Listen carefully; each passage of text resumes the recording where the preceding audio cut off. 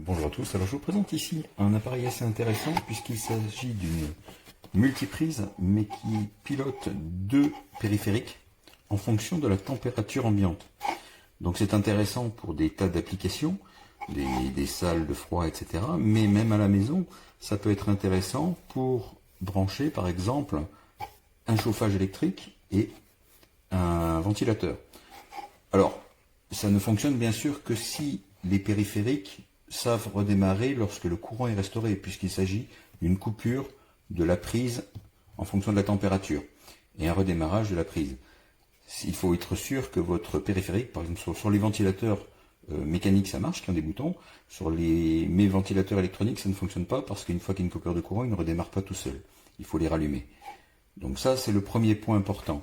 Mais sinon c'est un périphérique intéressant puisqu'il vous permet de définir, on va le voir ici, sur un écran qui est très visible. Alors, une température, vous voyez ici, par exemple, il indique qu'il fait 26 degrés dans la pièce.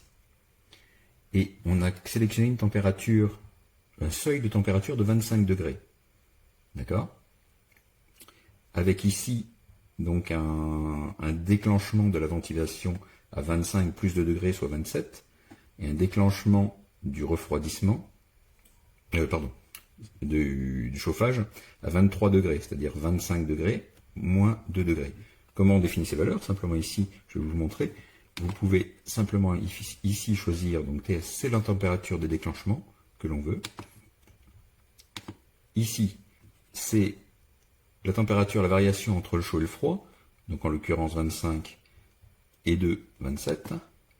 Ici, j'ai mis 2 degrés aussi pour le chauffage.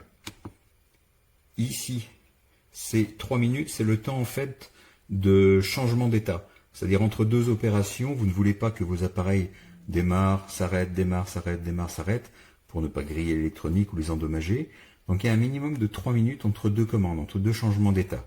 D'accord? Si il y a la température qui, par exemple, ici arrive à 27, ça déclenche, elle repasse en dessous de 25, ça s'arrête, elle repasse à 27, des changements brutaux de température, ce qui peut se passer.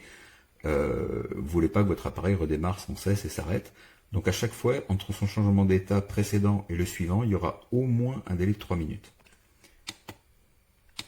Voilà, donc vous voyez, il n'y a que peu de paramètres.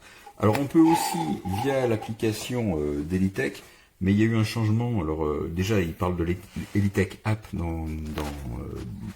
de trouver l'application Elitech App.